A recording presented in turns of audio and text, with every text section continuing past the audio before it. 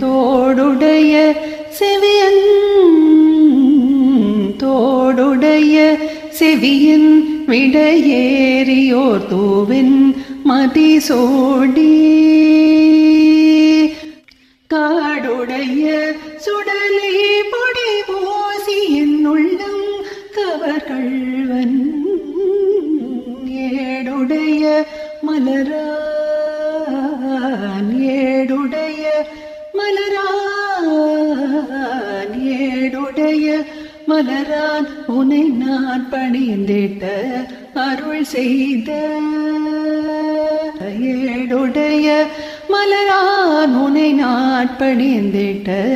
அருள் செய்த பீடுடைய